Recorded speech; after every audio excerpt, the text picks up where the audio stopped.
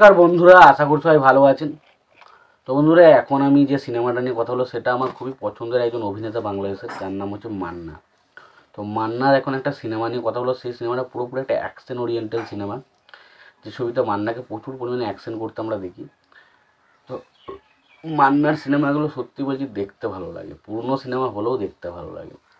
তো মান্নার এই সিনেমাটা নিয়ে কথা হলো, সিনেমাটা রিলিজ করেছিল 1991 সালে, এবং ছবিটা পরিচালক হিসেবে কাজ করেছিলেন হচ্ছে কাজী হায়াৎ।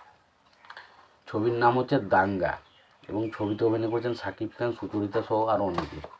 তো এখন স্পেশালি এই ছবিটাকে নিয়ে কথা হবে, সিনেমাটা কেমন লেগেছে, ভালো নাকি খারাপ, সেই বিষয় নিয়ে তো আলোচনা হবে। তো তার আগে আপনাদেরকে একটাই কথা বলবো, প্লিজ আপনারা যদি চ্যানেলটায় নতুন হয়ে থাকেন অবশ্যই আপনারা চ্যানেলটা সাবস্ক্রাইব করে নেবেন। আর যদি আপনাদের ভিডিওটি ভালো লেগে থাকে অবশ্যই আপনারা লাইক কমেন্ট শেয়ার করতে ভুলবেন না। তো এখন আমরা যদি দাঙ্গা সিনেমাটা নিয়ে কথা বলি, তো দাঙ্গা সিনেমাটার কোন কোন জিনিসগুলো আমার ভালো লেগেছে, কোন কোন জিনিসগুলো খারাপ লেগেছে, সেই বিষয়ে নিয়ে তো আলোচনা করব। তো তার আগে দেখে নেব সিনেমার পরিচালক, প্রযোজক এবং সঙ্গীত পরিচালক হিসেবে কারা কারা কাজ করেছে এবং সিনেমাটাতে কারা কারা অভিনয় করেছে। তো দাঙ্গা সিনেমাটার পরিচালক হিসেবে কাজ করেছে কাজী হায়াৎ। ছবিটার গল্পও লিখেছেন হচ্ছে কাজী হায়াৎ। ছবিটার প্রযোজনার দায়িত্বের জন্য হলেন মোস্তাফিজ। ছবিটার সিনেমা ফটোগ্রাফার হিসেবে কাজ করেছেন আজমল হক। ছবিটার সঙ্গীত পরিচালক হিসেবে কাজ করেছেন হচ্ছে আহমেদ ইমতিয়াজ বুলবুল।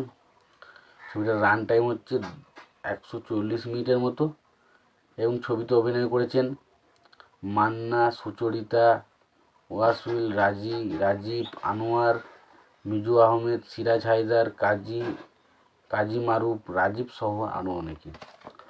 তো এই সিনেমাটা স্পেশালি এমন একটা সিনেমা যেখানে আমরা দেখতে পাই একটা অন্যায়ের বিরুদ্ধে অত্যাচার, একটা কিছু দুর্নীতিযুক্ত মানুষের বিরুদ্ধে অত্যাচার, কীভাবে একটা পুলিশ তার বিরুদ্ধে রুখে দাঁড়াচ্ছে, সেটা নিয়ে হচ্ছে সিনেমা, যার নাম হচ্ছে কী বললাম,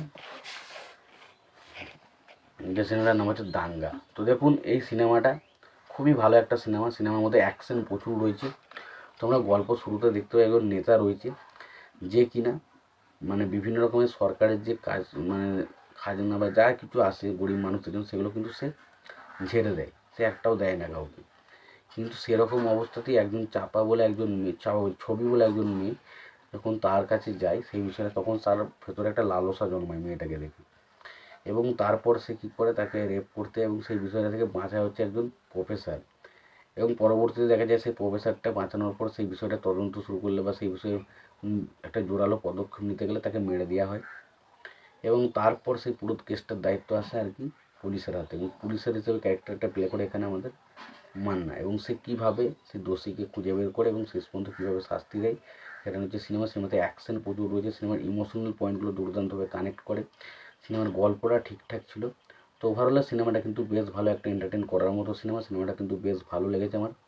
তোমাদের কেমন লেগেছে সিনেমাটা অবশ্যই জানিও। ভিডিওটি ভালো লেগে থাকলে লাইক কমেন্ট শেয়ার করে দিও। চ্যানেলটা নতুন হয়ে থাকলে অবশ্যই তোমরা চ্যানেলটা সাবস্ক্রাইব করে নিও, পাশে বেল আইকনটা অবশ্যই প্রেস করে দিও। ভালো থেকো, সুস্থ থেকো, দেখা হচ্ছে পরে।